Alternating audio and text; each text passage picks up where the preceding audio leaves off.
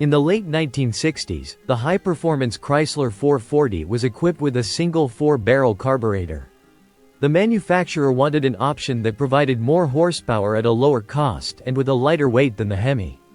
Thus, the 440 six-pack engine was born, by setting up 3 deuces on the high-performance 440 engine, producing 390 horsepower with 490 pound-feet of torque, nearly matching the power and offering greater reliability than the Hemi.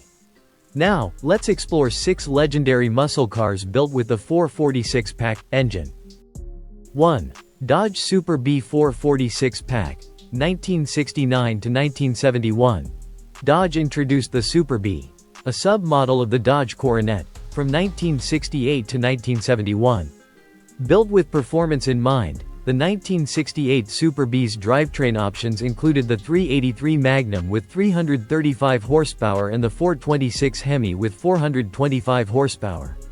By mid-1968, Dodge began offering the 440 six-pack as an optional powertrain for the 1969 Super Bee. The 6-barrel carburetor was part of Chrysler's A12 option package. Visually, the 1969 Super Bee's upgrades included a lightweight hood attached to the car with race-inspired pins at each corner, rather than hinges and a latch like most other cars. This unique hood also had a large air scoop painted all black. The black paint was matched with a set of steel wheels. By 1969, Dodge had sold nearly 2,000 Super Bees with the A12 option, compared to 125 units with the 426 Hemi engine.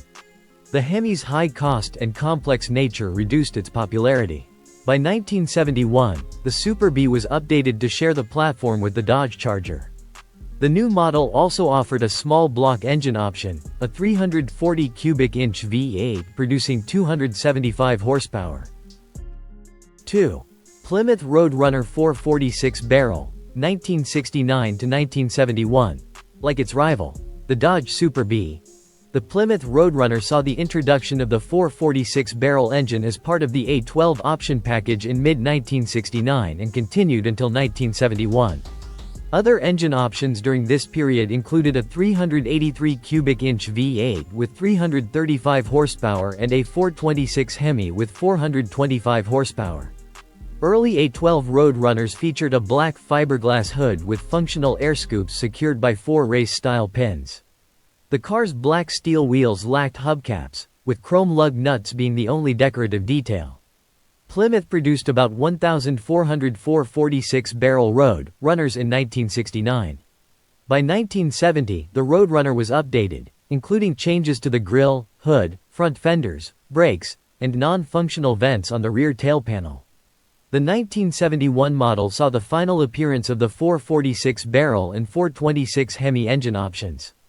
However, the Plymouth Road Runner continued with lower horsepower engine options until 1980. 3. Dodge Charger 440 six-pack, 1970–1971. The Dodge Charger debuted in 1966, and by 1970, it was in its second-generation phase, gaining fame in popular culture through the long-running TV show The Dukes of Hazzard, as well as the Fast and Furious series, featuring the first NASCAR car to break the 200 mph mark on a superspeedway. Interestingly, none of these cars used the 440 six-pack engine, and Chrysler never intended the 440 to be a superstar in the lineup. The 1970 Charger offered a range of engine options, including a small block 318 cubic inch V8, the 426 Hemi, and the 440 six-pack. Dodge offered the 440 Magnum with 375 horsepower as the base engine, while those seeking a milder driving experience could opt for the 225 cubic inch 6-cylinder engine. Transmission options included a 3-speed automatic, a 3-speed manual, and a 4-speed manual with a Hurst pistol grip shifter. The third-generation Dodge Charger debuted in 1971, marking the final year for the 440 six-pack. The new design featured a split front grille with a chrome onion-shaped nose and a sloping rear window. 4. Dodge Challenger six-pack, 1970–1971. Introduced late in 1969 for the 1970 model year. The Dodge Challenger was built on the new E-body platform designed to handle Chrysler's big block engines, including the 440 six-pack. Unfortunately for fans of the first-generation Challenger, big block-powered muscle cars were nearly out of style by the time the Challenger was introduced. According to Motor Trend, Challenger sales reached about 83,000 units in 1970, while sales dropped to under 30,000 units by 1971. In addition to the 446-pack, the Dodge Challenger offered a range of engine options, including a 6-cylinder, small block V8, and other big blocks like the 426 Hemi. Transmission options, similar to those found in the Charger, included 3 or 4-speed manual versions and a 3-speed automatic. The 446-pack engine option, available in the Dodge Challenger RT, was paired with a 3-speed manual transmission, though a 4-speed manual was also an option. The Challenger RT was available as either a hardtop or convertible. After the 1971 model year, buyers of the Dodge Challenger had fewer performance and comfort options. 5. Plymouth GTX Six-Barrel, 1970–1971. Plymouth introduced the GTX option for the mid-sized Belvedere in 1967, featuring the standard 440 Super Commando engine and the optional 426 Hemi. By 1968, the GTX was redesigned as a standalone model in Plymouth's lineup. Like most Chrysler cars, the GTX was updated in its final year of the 1970 generation, including a facelift for the front end and taillights. The new GTX hood had a single central air scoop that differed from previous years, with narrower scoops on each side of the hood. In the 1971 generation, the Plymouth GTX was released with rounded, streamlined lines, chrome trim around the grille, and a split chrome front bumper. As the last year for the standalone model, the 1971 GTX represented the peak of Plymouth's high-performance luxury models. The 440 Super Commando engine was standard, while the 426 Hemi and 446 Barrel remained options for the 1970 model year.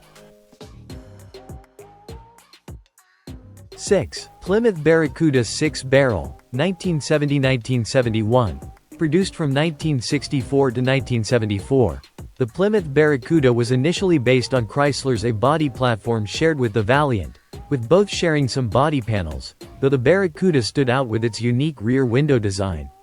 Plymouth rushed the Barracuda's launch to beat the new Ford Mustang by a few weeks. However, the Mustang's early success, selling over 100,000 units in 1964, solidified its nickname as the pony car. The third-generation Barracuda, released in 1970, was entirely separated from its Valiant origins. Built on Chrysler's new E-body platform shared with the Dodge Challenger, the Barracuda was available in coupe and convertible forms. Despite the shared platform, the Challenger and Barracuda were very different cars. The performance-oriented CUDA variant of the Plymouth Barracuda featured the standard 383 cubic inch engine producing 335 horsepower for 1970 and 1971. Other CUDA engine options during that period included the 346 Barrel with 290 horsepower, the 440 Super Commando with 375 horsepower, the 426 Hemi with 425 horsepower, and the 446 Barrel with 390 horsepower.